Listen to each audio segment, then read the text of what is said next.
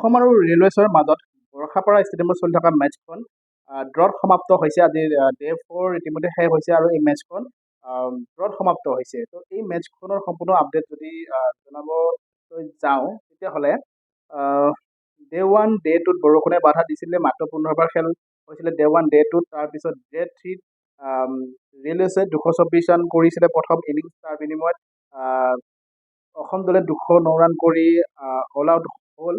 তাৰপিছত ছেকেণ্ড ইনিংছত আকৌ ৰেলৱেছে 97 ৰান কৰিলে এটা উইকেটত। তাৰপিছত এই মেটচখন ড্ৰ ঘোষণা কৰিলে। এতিয়া কথাটো হ'ল, এই যে মেটচখন ড্ৰ হ'ল, এই ড্ৰৰ ৰিজাল্টে কিন্তু অসম দলৰ বাবে সন্তোষজনক নহয়। যদিও মেটচখন ড্ৰ হৈছে, অসমৰ কাৰণে সন্তোষজনক নহয়।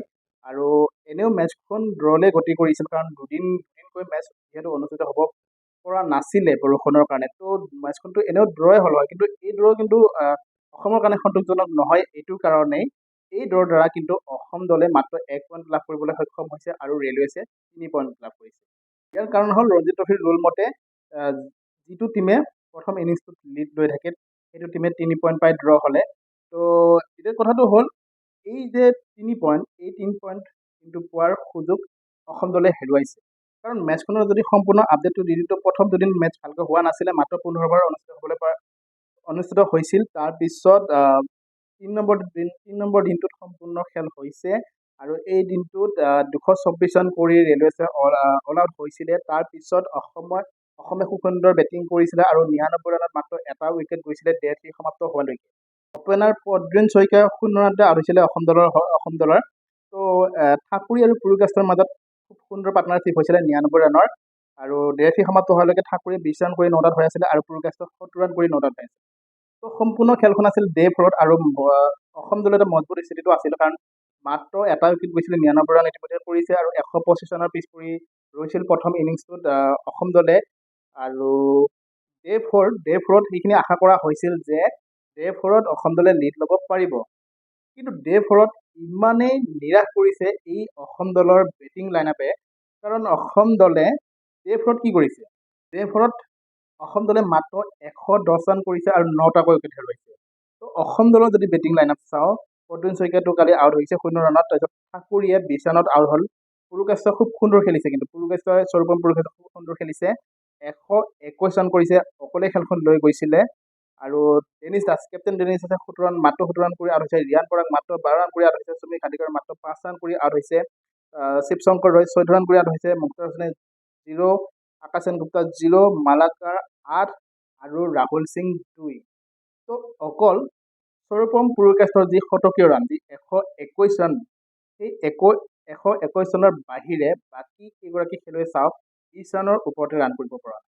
তো স্বৰূপম পুৰকাষ্টৰ একো ক'বলগীয়া নাই, কাৰণ স্বৰূপম পুৰকাষ্ট খুব সুন্দৰ খেলিছে। যদি স্বৰূপম পুৰকাষ্টই এই 21 ৰান কৰিব নোৱাৰিলে হয়, তেতিয়াহ'লে বাকী কেইগৰাকী খেলুৱৈ কিমান ৰান কৰিছে এবাৰ চাওকচোন বাৰু। 209 ৰানৰ ভিতৰত 121 ৰানেই স্বৰূপম পুৰকাষ্টই কৰিছে। তো বাকী খেলুৱৈ কেইগৰাকী কিমান ৰান কৰিছে? মাত্ৰ 88 ৰান কৰিছে। এতিয়া চাব দেই, অসমৰ উইকেট কেইটা কেনেধৰণে গৈছে। ঠিক আছে, 99 ৰানত কালি এটা উইকেটত আছিলে। তাৰপিছত আজি ডে 4ত কি হৈছে? 99 ৰানতে 2 নম্বৰটো উইকেট গৈছে, আহিয়ে ঠাকুৰী আউট গৈছে। তাৰপিছত 135 ৰানত 3 নম্বৰটো উইকেট ডেনিছ দাসৰ গৈছে। 4 নম্বৰটো উইকেট ৰিয়ান পৰাগৰ ওপৰত 151 ৰানত গৈছে। তাৰপিছত সুমিত হাদিকাৰ আউট গৈছে 163 ৰানত 5 নম্বৰটো উইকেট। এইখিনিলৈকে ঠিকে আছিলে।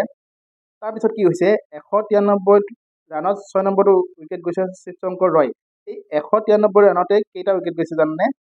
6 নম্বৰটো উইকেট গৈছে, 7 নম্বৰটো উইকেট গৈছে, 8 নম্বৰটো উইকেট গৈছে এই 193 ৰানতে, অৰ্থাৎ 1 ৰানো নকৰাকৈ 3টা উইকেট গৈছে। তাৰপিছত 199 ৰানত 9 নম্বৰ উইকেট গৈছে আৰু 209 ৰানত 10 নম্বৰটো উইকেট গৈছে।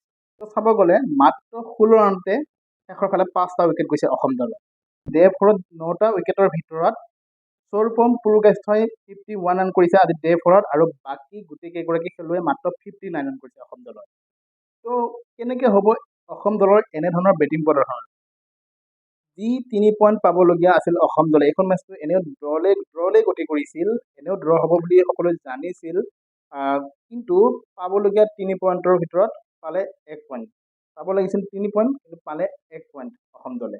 ক'ব গ'লে বহুতেই দুৰ্বল বেটিং অসম দলৰ, কাৰণ এইখন তিনিচুকীয়াৰ সেই খেলপথাৰখন নহয়। তিনিচুকীয়াৰ খেলপথাৰখনত ক'বলৈ ভাল হৈছিলে যে তাতে দুইটা টিমে ভাল খেলিব পৰা নাছিল ফিল্ডখনৰ কাৰণে, কিন্তু এখন হৈছে বৰষাপাৰা ষ্টেডিয়াম গুৱাহাটী। যদি ৰেলৱেছে পাৰে তেতিয়াহ'লে অসম দলেতো পাৰিব লাগিছিল। তো এনেকে নহ'ব। অসম দলৰ ৰঞ্জিত ট্ৰফিৰ ইতিমধ্যে 3খন মেচ হৈ গৈছে আৰু 3খন মেচতে খুবেই দুৰ্বল প্ৰদৰ্শন কৰিছে অসম দলে। আমি যদি পইণ্টছ টেবুল চাব যাওঁ তেতিয়াহ'লে অসম দলে শেষৰ নম্বৰত আছে, 8 নম্বৰত আছে অসম দলটোৱে, মাত্ৰ 2 পইণ্টৰ হয়। 3খন মেচ খেলি এখন হাৰিছে, 2খন ড্ৰত। এই ড্ৰত কিন্তু 3 পইণ্টটো লাভ কৰিব পাৰিলে হয়, কাৰণ আজি মেচখনতো 3 পইণ্ট লাভ কৰিব পাৰিলে হয় অসম দলে, তেনেকৈ পইণ্টছ বাঢ়িলে হয়। কিন্তু অসম দলৰ মাত্ৰ 2 পইণ্টে ৰৈ গৈছে 3খন মেচত, এখন হাৰি আৰু 2খন ড্ৰৰে। আৰু ৰেলৱেছে আজি 3 পইণ্ট লাভ কৰি 4 নম্বৰলৈ আহিলে। বাকী যদি পইণ্টছ টেবুলত চাওঁ, ছাৰ্ভিচেছ 1 নম্বৰ আছে।